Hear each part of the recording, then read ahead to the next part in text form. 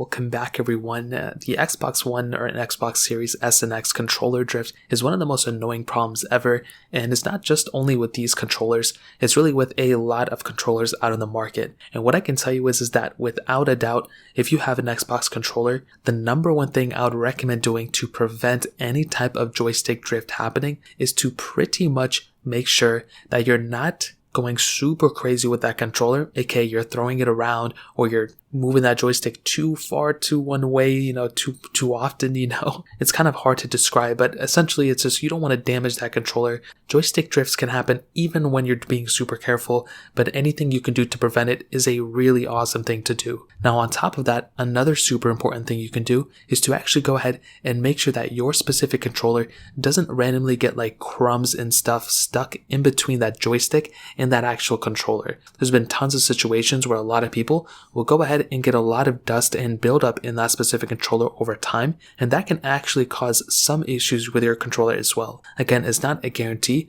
but it is something to kind of keep your mind on just in case something were to happen with that specific controller. You don't want it to randomly not work anymore because you got dust and stuff stuck in that controller. So every once in a while, I would recommend actually getting a cotton swab or a small little cloth of some sort and pretty much cleaning out the sides of that specific controller every once in a while. You don't have to do it all the time, but it is another thing I would recommend doing just to kind of prevent any further damage happening with that controller. You can also sometimes get some isopropyl alcohol and kind of pour a little bit, nothing crazy, just dab it in a little bit on the sides, and that can help limit some corrosion here and there with that joystick drift as well. But ultimately, even if you're perfect, things can still happen, and joystick drift could be inevitable for any controller out there. So just keep an eye out on that specific controller. If all else fails, you can always buy another one, but it is kind of an annoyance that randomly these joysticks can just randomly stop working, and it is kind of an annoying thing for sure. So in terms of that pretty much covers it up. If you guys have any other questions or anything, let me know in the comment section as well. Hit the like button, that would mean so much, but definitely hit that subscribe button.